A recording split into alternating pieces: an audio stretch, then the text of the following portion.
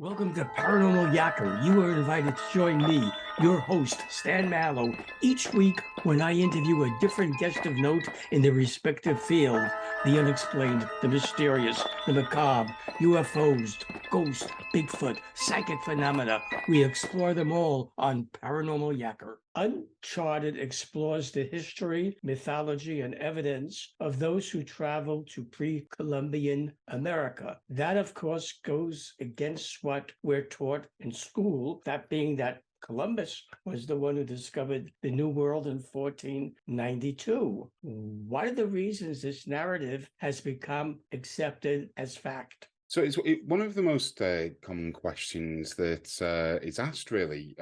The narrative of, firstly, if we look at the academic argument, there is a narrative that has been built dating all the way back to Spain in 1492 that Columbus was the first to discover the Americas. If we just take that apart, he didn't land in the continental Americas. He landed in the Caribbean, Hispaniola. The notion of a new discovery and therefore ownership really suited the Spanish. But to this day, where we have historians, and I'm not going to say every historian, but where we have historians that have a narrative and their job is dependent upon continuing that narrative, it's very difficult to begin to really shake things. And we know through primary evidence that demonstrably Columbus just wasn't the first. There's a UNESCO World Heritage Site in Canada, for example, in Newfoundland, called L'Anse Meadow, which means Jellyfish Cove to me and you, that demonstrates there was a Viking settlement there. Why this obsession with Columbus? I'm sure as we get on with the interview, we'll explore some of the reasons and who perhaps was the first to get to the Americas. Your book explores evidence of potential Roman and Phoenician shipwrecks off the coast of South America through to Celtic and Norse exploration of Northern America. Could you, James, tell me about some of that evidence you uncovered?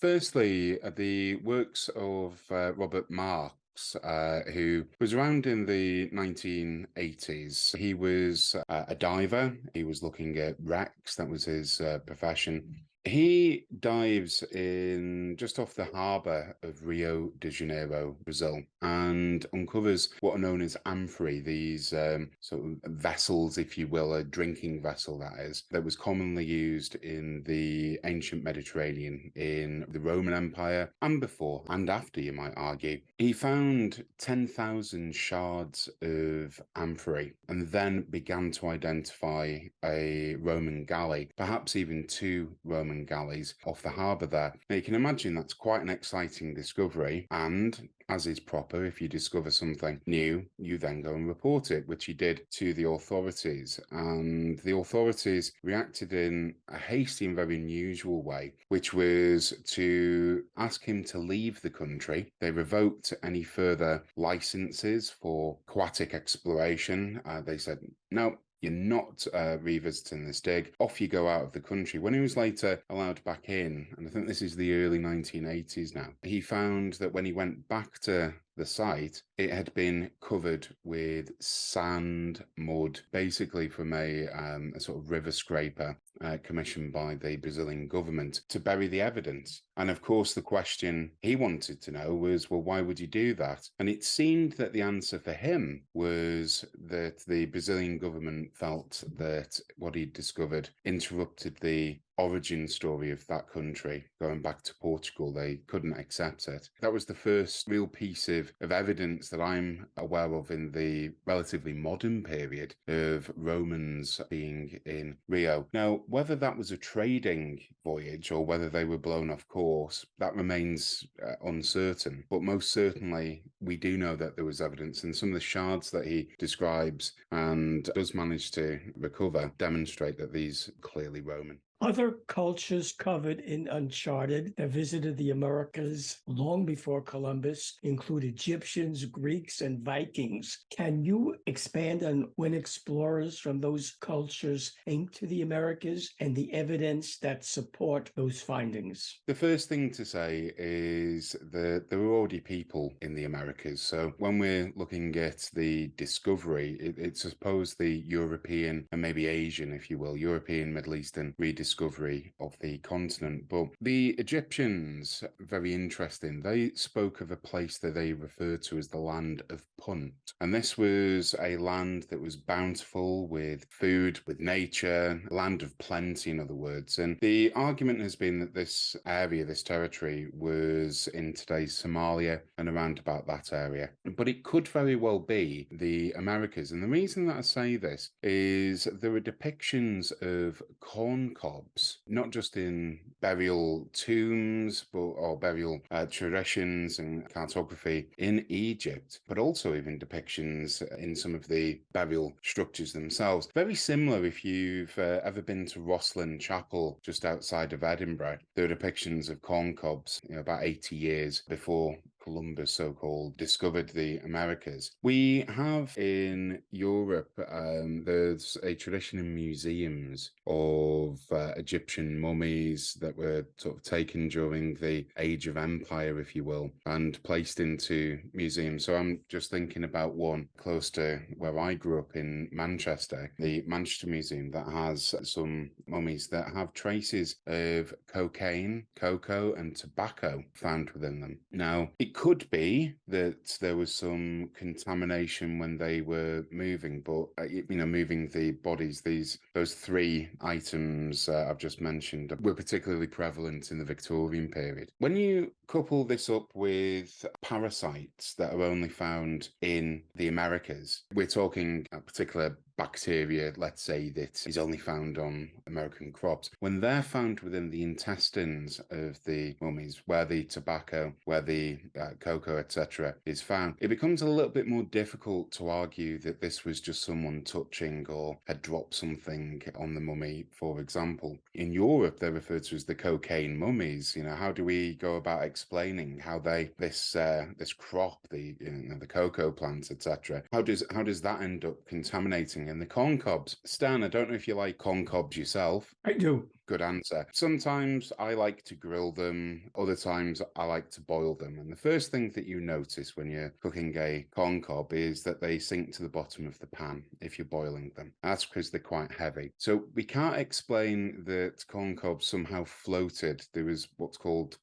cross-pollination, these cobs, because they would sink to the bottom of the ocean. And even if they could float, the salt water would corrode them. They would become impossible to germinate if they managed to get to all that way to Egypt. It's not circumstantial evidence. We're really looking at certainly some of the carbon dating. We're looking at some of the bacterial analysis, plus then the depictions from the Egyptians themselves. If it walks like a duck and sounds like a duck and acts like a duck, it just might be a duck. And you can see these if anyone visits Europe, or anywhere where there's a mummy. There really is a rich tradition of not just corn, but as I say, the cocoa plants, etc., and tobacco. A lot of evidence with those mummies being contaminated, if you will, with those crops. But certainly with the Egyptians, you also have then in Central America the so-called Olmec heads, these African-looking heads that don't fit in with the population and how they would look at the time of the Olmecs, which you're pushing back at maybe 1,000+ years. Perhaps we know that the Egyptians had ships. The Romans had galleys that could carry 650 tons. These are exceptionally large trading vessels that are used to transport goods and products across the Mediterranean. Now,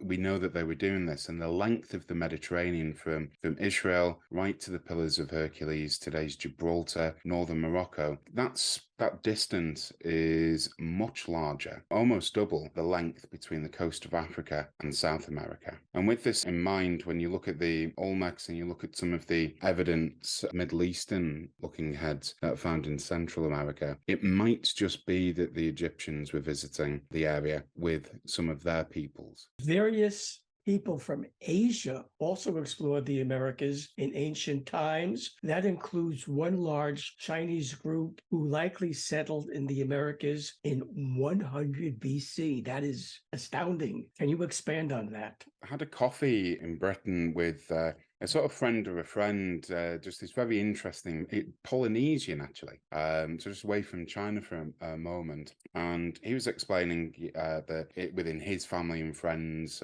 he emigrated from New Zealand. He'd explained that there was a tradition of sailing within his family. And I said, I don't know how it is you sail with all these charts and going from island to island. And he says, oh, no, we don't. Now, you can imagine that would take you aback, really. How can you sail without any charts? And he says, well, we have a song. We sing our way there. And I thought, well, this is absolutely fascinating. And again, and this was included in the book, of course, how they go about and went about from then right the way to today, sing their way and to navigate. Now, the Chinese, fascinating. There's some evidence of anchors, stone anchors. These, if you look like a ringed donut made of stone, that have been found littered across the coast of California and further up the western coast of the United States. The Chinese they didn't do things by halves. They had excessively large fleets dating back thousands of years. They really were on a quest to try and understand the planet as well as the heavens, and would build fleets 10,000 ships large. We're not talking about small one or two craft. We're talking about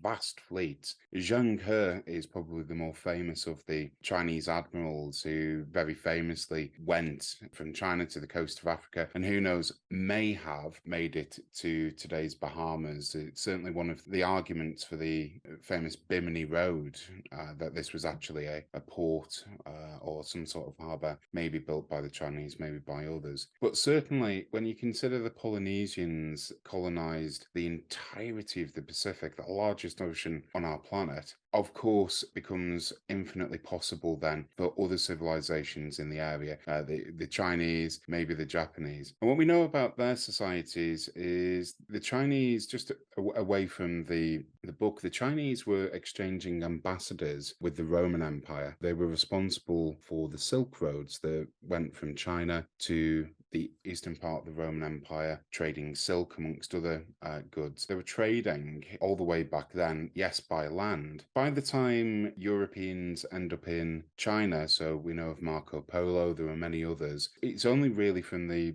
1400s onwards that they begin to close their borders and isolate themselves. Prior to this, they were very outward-looking people. I mean, in Japan, for example, they had open borders and then closed them with Portuguese missionaries who were exploring around Japan. And I think, Stan, it was 1868 that the Americans decided that they were going to open up the Japanese ports with the aid of a gun, I believe. But anyway, that's another story for another time. But yes, absolutely. The Chinese, not just with their fleets, but again, this evidence of the anchors and maybe even some form of settlement. Yeah. How were the indigenous peoples of the Americas influenced genetically and culturally by the voyages of ancient explorers? Fascinating question. For that, we need to look to the Norse in terms of some of the arguments. The Norse, I started to write about the Norse in my master's. I was really interested in their transatlantic trade. So the Norse begin to island hop. We'll just call them Vikings so it's easier, but really we are talking about people from Norway. By the way, the word Viking has quite a bad reputation. Kind of means explorer. So it's a job title to do a Viking, if that makes sense. To be a Viking is a job title. And they island hop. So they leave Norway, today's Trondheim,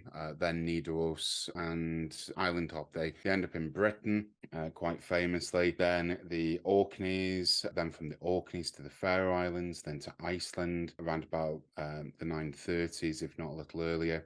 They find, actually, there's a funny story. When they get to Iceland, they find that there were Irish monks who had established hermitages. Well, these Irish monks see which way the wind's blown and suddenly pack up and leave. The fact that the Irish were there in Iceland and maybe even Greenland does perhaps give some idea that even the Irish were aware of other islands and other land masses further to their west. The Norse end up in Northern America in places that they called, firstly, Vinland, roughly meaning, yes, wine land, but perhaps not wine, fertile land, let's say. The other place was called Markland, the place of trees, and the other place is called Helluland, which, as it might sound, it's a barren, rocky place. We know for sure by evidence that the Viking spot up at Newfoundland, Lonesome Meadows, already mentioned, but they actually have a nickname for the native inhabitants. They call them Skraelingar.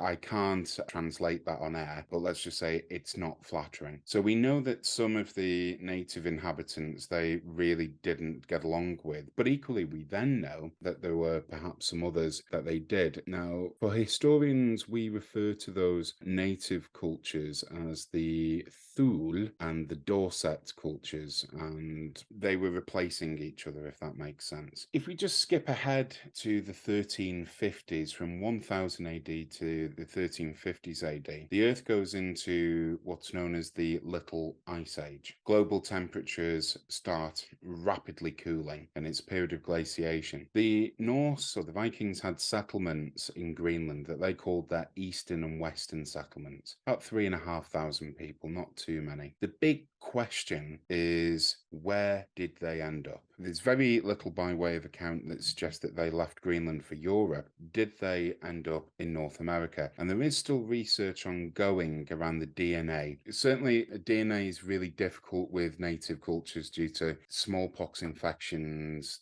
bits of genocide, things like this that have occurred. It's very difficult. But colonists claimed that native cultures could already speak European languages. They could already speak Welsh and English. I think that's a bit of fantasy from the Elizabethans, to be honest. But there might be some linguistic evidence around Northern Canadian cultures who describe the white man who had arrived again, they say, and the word again is really important here. But they arrived facing famine, and they taught them how to hunt for seals. They already knew how to hunt for whales, but how to hunt for seals, how to survive, and things like this. I think it was Professor Graham Davis, who had found some evidence on Baffin Island that perhaps Norse culture had survived up until the 1820s, as late as that, and perhaps there was some idea of intermarrying.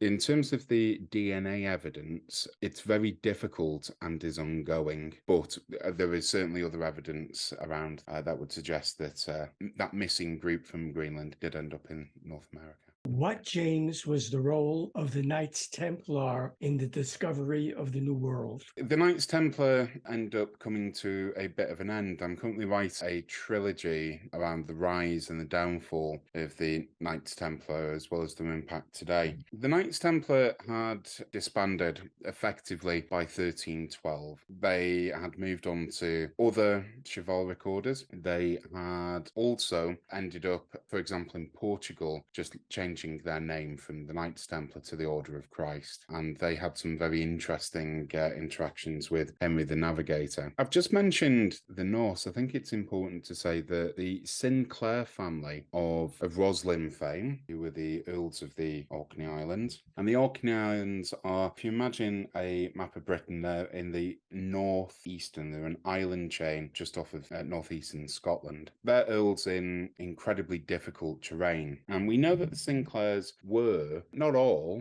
but some members had joined the various orders. They had taken pilgrimages to the Holy Land and joined the Knights Templar. Now, by the 1360s, there is a bit of a question as to what has happened to the Pope refers to them as the last pagans of Europe. What happened to these people in Greenland? And this is where you get two brothers known as the Zeno brothers who end up travelling up to Scotland to try and find out themselves whatever mischief they were up to. It seems that they end up in the company of Henry Sinclair. Henry Sinclair essentially commissions a voyage. He goes, it's alleged anyway, to North America. And there might be some evidence of this in the Newport Tower, for one, and the Westford Knight secondly, there are some other arguments. The Newport Tower seems, and again sounds like, and there's a lot of controversy around it, but seems to be of Templar origin. I tend to think it's more of a watchtower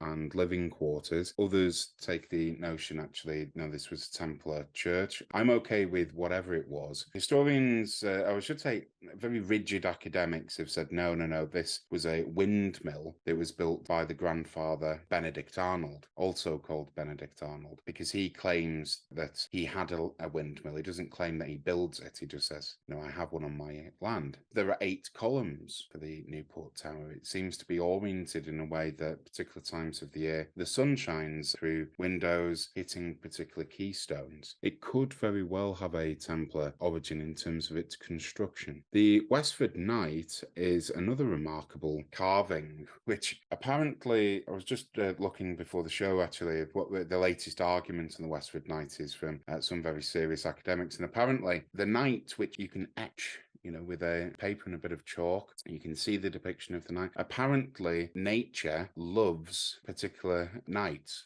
Nature seems to weather depictions of knights. Now, I've never heard of that before, but that seems to be the argument. In fact, the carving at Westford is so clear you can tell that it's actually a member of Clan Gun, who also had Templar connections and all of this. So directly with the discovery of the Americas, we're not suggesting that the Templars perhaps discovered America, but certainly, and it would seem that those who were trying to find those who were already journeying and living and trading with people in North America, which they were trying to find what had happened to them. And that might lead us also then to the famous or infamous Kensington runestone. For Uncharted, you use source materials dating back through millennia, including recent finds. What were some of those source materials? Tim started to write this back in 2014, and it wasn't really until 2016-17 that he had told me about this and sort of agreed to edit later, and it was my involvement. I was following a professor from the University of Milan, Paolo Chiesa. He had discovered some very interesting documents. I was looking at Paolo Chiesa, and he is a university professor from Milan. What he had uncovered were notes from a monk who had been listening to various traders from nearby ports. Now, we should just explain, Milan isn't a port city. Milan is surrounded by land, but there are nearby ports. For example, at Genoa, Venice isn't too far away. And this medieval monk had been listening to essentially trader talk about mysterious lands from far away and all of this, and had decided that he would note them down. Now, this is in 1350. This monk decides that, having jotted them down, he'd compile them into one of his histories of Milan, which he'd been commissioned to write by the ruler of that city. And it included a reference to a place called Marcalada, which sounds excessively like Markland. Not just that, he also refers to a place called Grolada, Greenland. He then references Iceland, and then we get into the more familiar, we know what Iceland is, and gets into the more familiar Norway then. I should explain, this is him writing down in 1350 the trader talk about a faraway land, and the traders were discussing that the Norse had told them on a journey about these islands. This is from 2021. This evidence, it was released in 22, this evidence really puts on record for the first time without question that traders as far inland as the Mediterranean Sea and Italy, quite some distance from Norway, certainly by ship, there was casual discussions around the discovery of North America, for example. And that really does change quite a bit, because we're not dependent upon speculation and did the Norse get there. Clearly, in the middle of the 14th century, traders are quite happy to discuss it. They're not keeping it secret, if that makes sense. advances, if they had been doing, you'd often expect traders to keep, we need to keep this place secret because this is where we go. We've got vested interest in keeping this quiet. This is obviously open discourse. So it's absolutely fascinating to see that in terms of more up-to-date information. According to your research, James, which culture or peoples would you list as being the first to have visited the Americas? I would, for sure, in the bag, the Norse, but I would push it back to the Phoenicians, maybe, and the Romans. The Romans there's a guy called Ptolemy who produces a map of the known world, I should say, at the time, and it's curved. Romans understood that the earth was round. And there's some very interesting island group, one called the Fortunate Isles, which look suspiciously like the Bahamas. So I would take the sense that they are trading with the Chinese, they're trading with India. We know the Polynesians had already been visiting the coast of South America. From a European perspective, the Romans for sure. The Phoenicians and the Egyptians before that. We're still looking at the evidence regarding the tobacco and all of this. I think it's exceptionally likely, but if I want to give a certain answer, I would say the Romans. After that, we really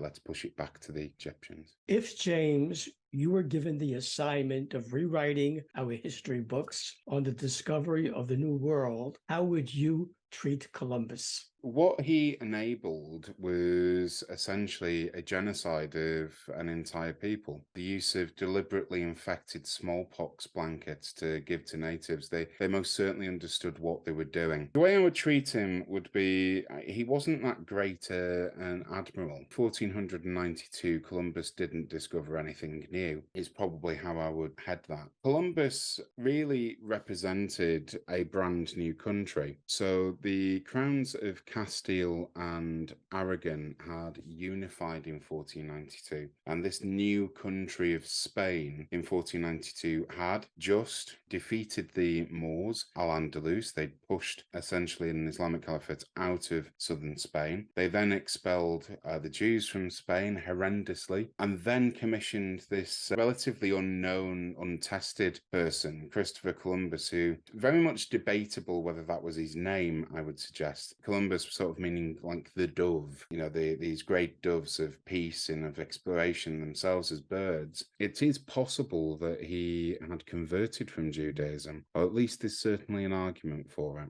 Curiously, through marriage, he may have married into the Sinclair family. I say may, trying to establish evidence about him away from a lot of hyperbole is difficult.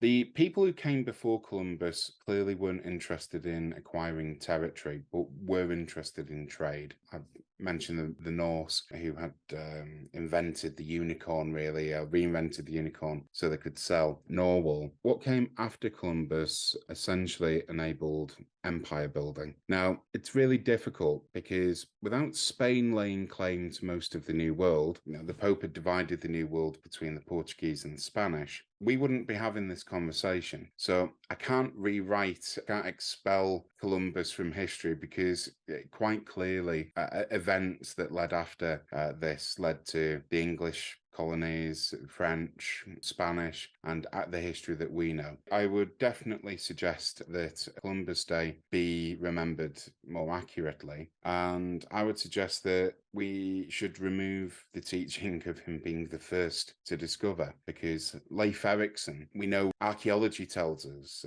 history tells us, his sagas tells us, he was the first to step foot in, certainly by evidence, Canada. We don't know where Vinland was, probably New England. We need to explore this a little further. Let's at least try less to remember Columbus and more remember other people.